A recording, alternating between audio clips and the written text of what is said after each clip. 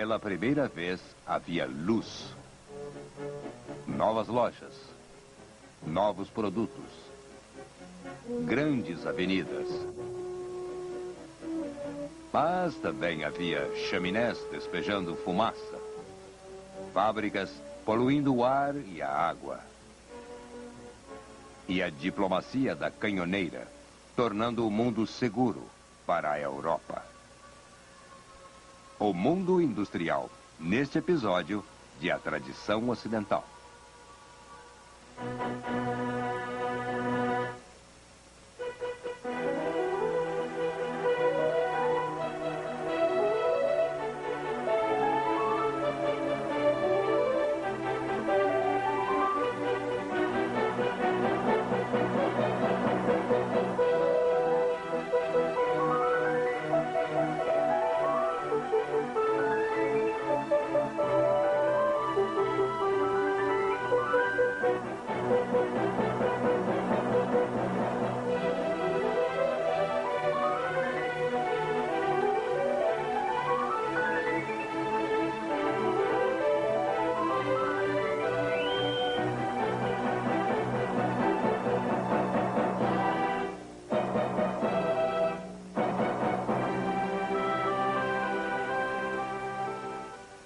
E agora o professor da Universidade da Califórnia, Eugene Weber, em sua jornada através da história da civilização ocidental. No último episódio, encerramos com o surgimento das cidades grandes na Revolução Industrial. As cidades sempre foram os centros de civilização, é claro, mas no século XIX, elas o foram ainda mais. Elas tornaram-se vitrines do mundo moderno.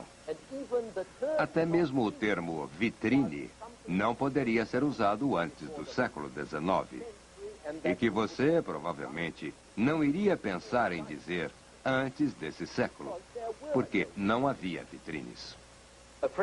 Uma garota francesa que visitou Londres às vésperas da Revolução Francesa ficou fascinada ao ver que havia janelas envidraçadas nas lojas, onde ela podia ver as mercadorias à venda, e falou disso como um conceito atrativo. Alguns anos mais tarde, em 1807, um londrino refere-se às vitrines como uma melhoria bem recente e acrescenta que janelas envidraçadas raramente eram usadas em lojas antes dessa época. Pensem nisto na próxima vez que passearem para ver vitrines. Outra invenção do século XIX.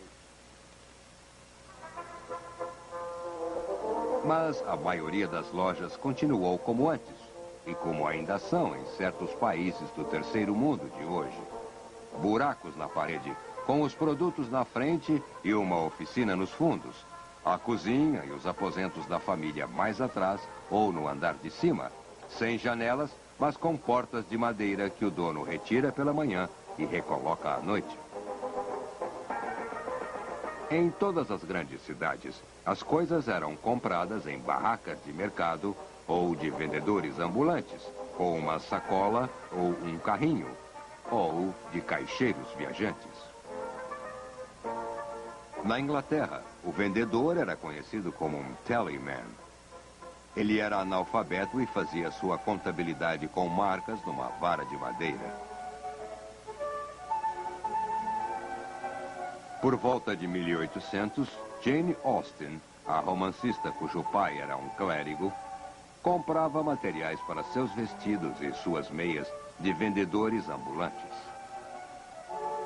E notem que a maioria das pessoas tinha que fazer suas roupas em casa, e suas meias também, até que o tear de meias foi introduzido na década de 1840 e a máquina de costura em 1850. Com tais inovações, fábricas de roupas como estas tornaram-se possíveis e produziram roupas prontas, baratas, que as pessoas mais humildes podiam comprar. Mas no final do século XVIII, as lojas, como as conhecemos, eram uma exceção. E as poucas que existiam nas cidades não eram muito atrativas. Antes de mais nada, eram escuras. Havia poucas janelas porque o vidro era caro e as placas de vidro para grandes janelas eram quase inexistentes. A classe média só começou a usar vidraças de qualquer tipo no final do século XVIII. Com isto, veio o início de uma revolução na iluminação de interiores que continuaria no século XIX com a introdução da iluminação a gás.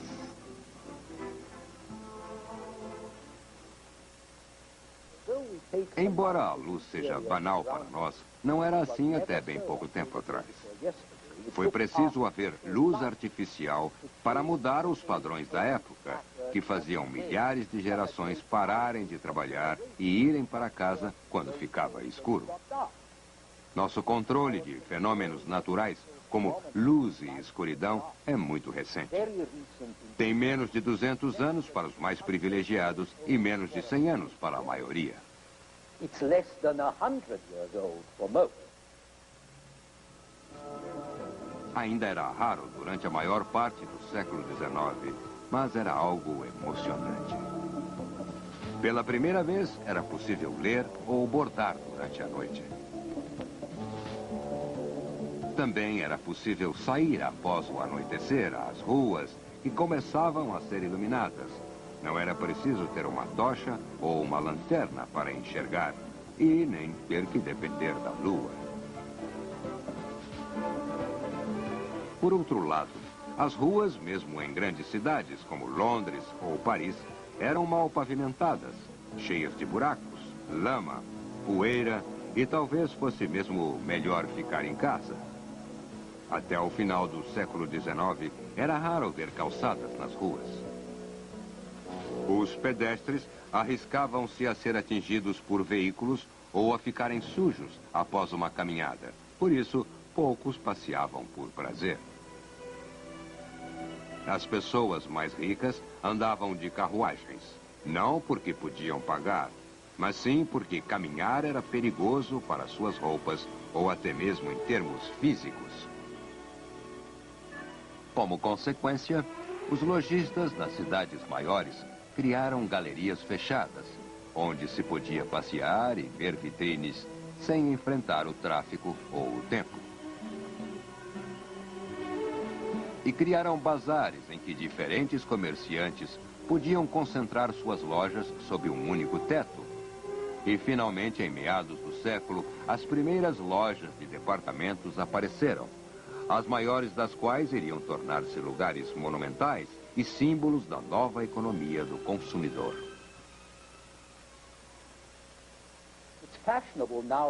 Hoje em dia, a moda é criticar a sociedade de consumo.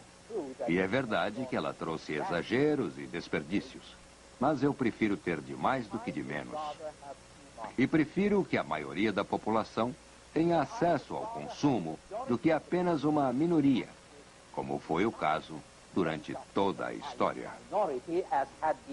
Ou foi até a produção em massa do século XIX, da compra a granel, da economia de escala que encorajou o consumo em massa e criou preços baixos, descontos e liquidações que davam ao povo acesso a bens, confortos e tratamento cortês. Algo que era privilégio de poucos até então. É claro que ainda havia milhões que não podiam comprar tais coisas. Há milhões ainda hoje. Mas, pela primeira vez, havia milhões que tinham tal acesso, e não uns poucos milhares como antes, significando uma dramática mudança.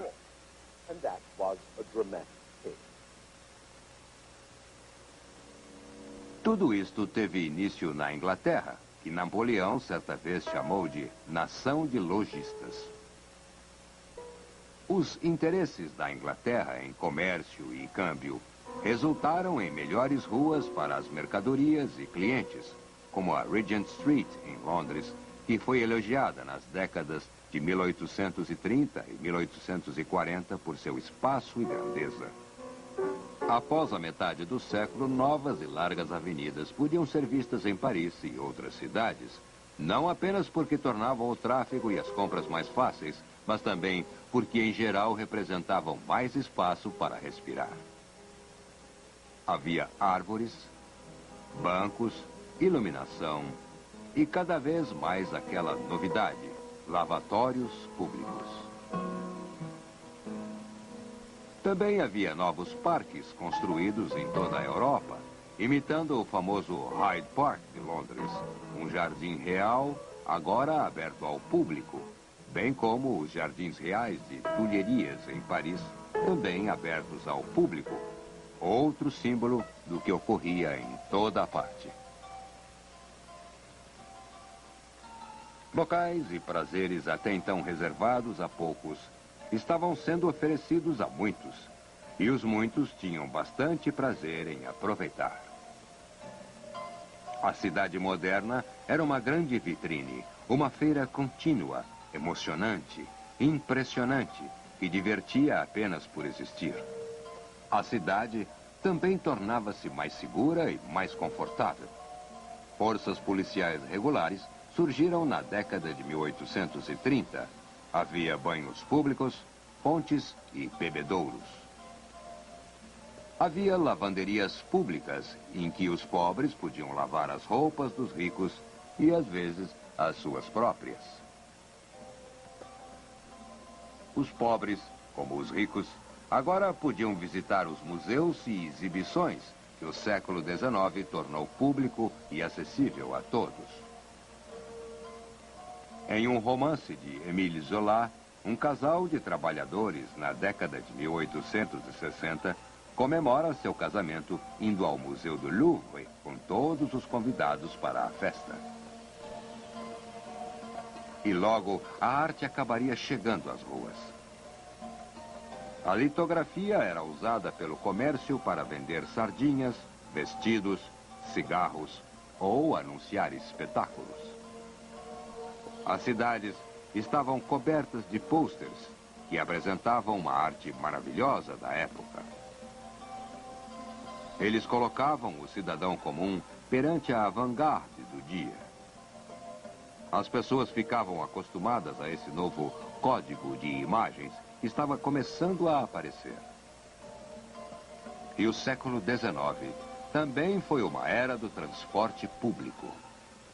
As ruas foram alargadas e os bondes apareceram. Eles eram puxados por cavalos nos trilhos, até serem eletrificados no final do século. Também havia ônibus puxados por cavalos até o aparecimento do motor por combustão interna na virada do século. E não esqueçamos dos trens que aproximavam os subúrbios e o campo, e às vezes também o litoral, todos acessíveis a gente de poucas posses. Na verdade, a segunda metade do século XIX foi para muitos a era dos domingos no campo, dos piqueniques com a família, à margem de um rio. Levar a namorada para remar. Um novo tipo de relaxamento que os impressionistas começaram a pintar na década de 1860. Toda uma nova produção de artesãos, funcionários, balconistas que podiam apreciar a natureza e o ar fresco como jamais acontecera.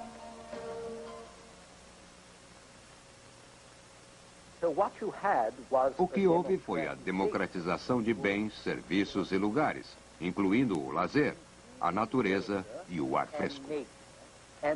E as pessoas precisavam de mais lazer e ar fresco por causa da cidade moderna, que oferecia muitas coisas novas, mas tirava algumas das coisas antigas.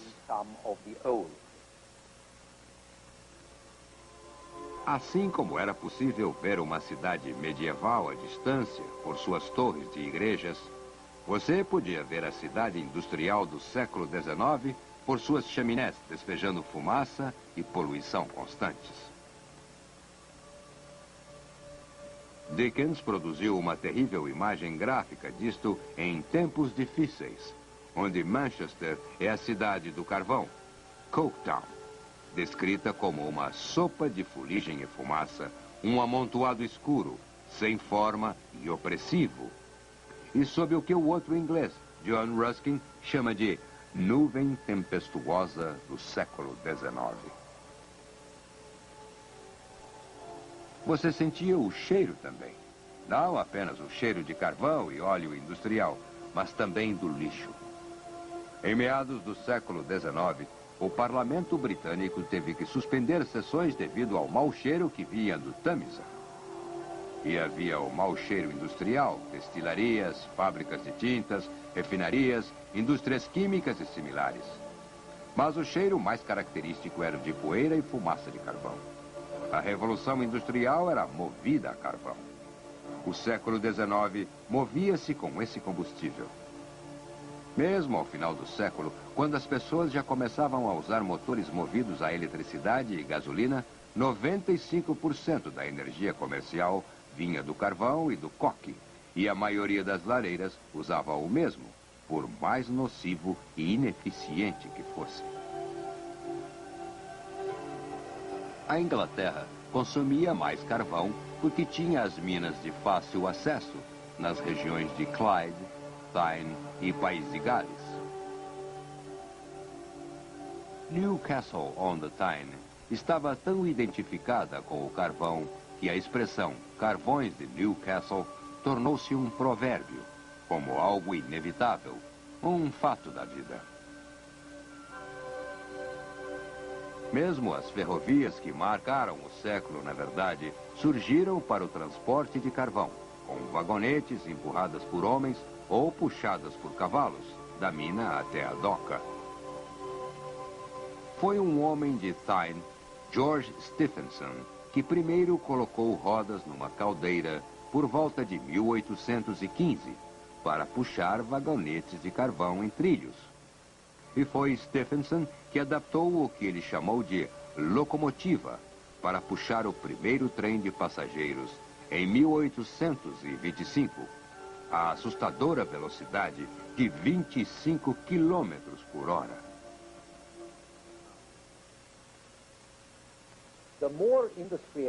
Quanto maior a expansão industrial, maior a extração de carvão e mais fábricas surgiam nessas regiões minerais. O noroeste da Inglaterra, a Bélgica, a Lorraine, o Vale do Ruhr, o sul de Gales eram a nova fronteira europeia. E podemos comparar essa atração com os imigrantes que estavam indo para a América. Nos 30 anos antes de 1914, a taxa de imigração no sul de Gales não era diferente daquela dos Estados Unidos. E havia mais poloneses mudando-se para o Vale do Ruhr, na Alemanha, do que poloneses emigrando para Chicago. Onde havia carvão, havia indústria e empregos, mesmo sendo nocivos e mal remunerados.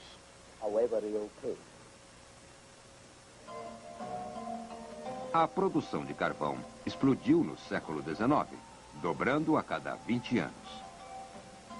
Em 1913, havia 30 vezes mais carvão tornando-se fumaça do que um século antes, o que transformou a Europa e os Estados Unidos em lugares enfumaçados, mal cheirosos e escuros. Isso criou o famoso fog londrino que Dickens descreveu, ou que vemos nos filmes de Sherlock Holmes ou Jack o Estripador, com muitas gargantas e olhos irritados e bronquite. A maior parte do carvão foi usada para produzir ferro e aço, as matérias-primas das máquinas do século XIX, suas ferramentas, pontes e armas. E também produzia o vapor, que movia máquinas e navios. Ao final do século XIX, 3/4 das máquinas a vapor do mundo estavam na Inglaterra. Mas não eram apenas os empresários que se animavam com isso. Os artistas também se emocionavam. Turner pintou a chuva, o vapor e a velocidade. Os impressionistas pintaram os trens com suas colunas de fumaça, as nuvens de vapor que nasciam nos pátios de ferrovias. E artistas menos conhecidos pintaram forjas e fábricas, túneis e pontes. Mas, acima de tudo, foi a estação ferroviária o símbolo da tecnologia triunfante do século XIX. Numa era monumental que gostava de se exibir, a estação era um emblema do poder. Maior, mais monumental até mesmo que um banco. Na década de 1860, Walt Whitman decantou as formas da nova era.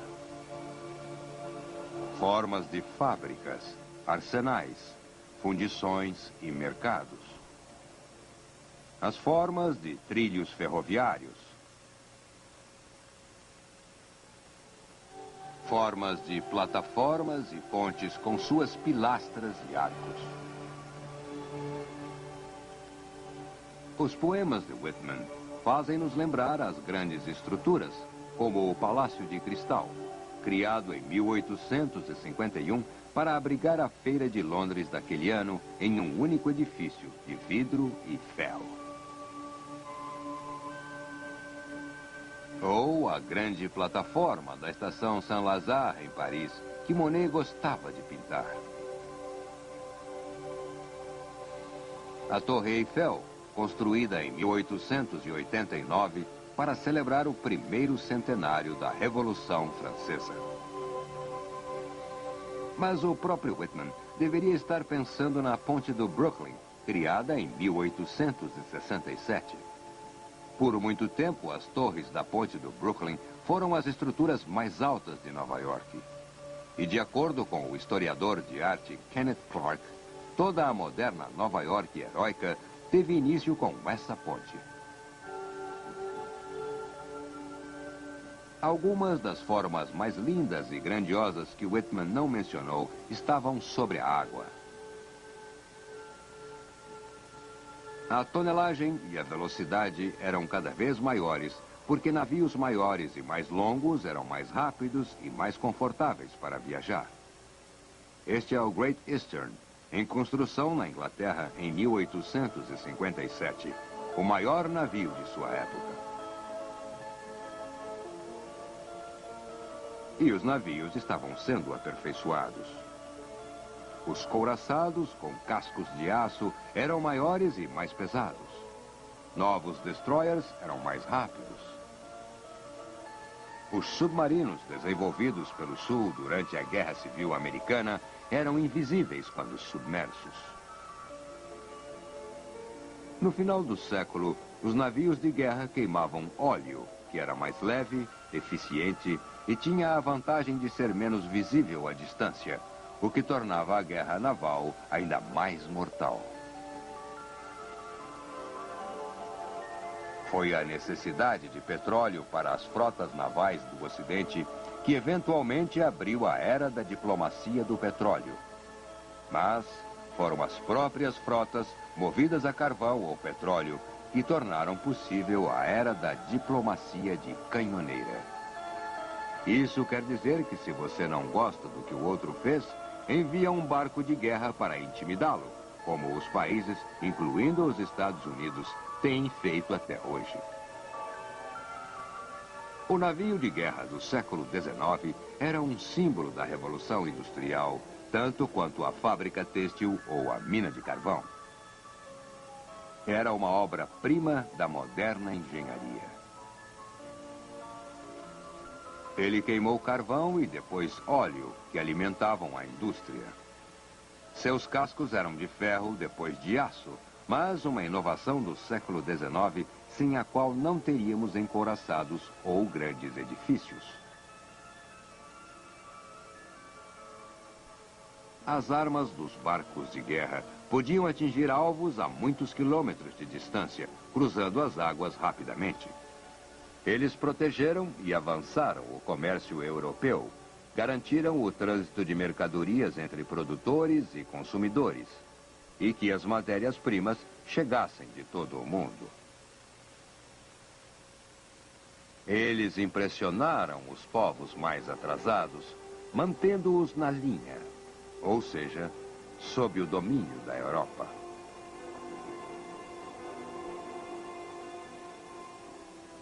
was shipping that linked Foi a navegação que interligou o coração econômico do século XIX com sua periferia e que forneceu uma ligação da Europa com seus dependentes.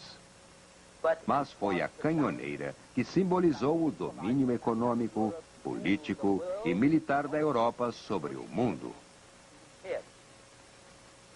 Porém, como já vimos tantas vezes, todos os poderes são desafiados. Em nosso próximo episódio, deixaremos de lado os avanços do século XIX e veremos alguns destes conflitos. Até lá. until then.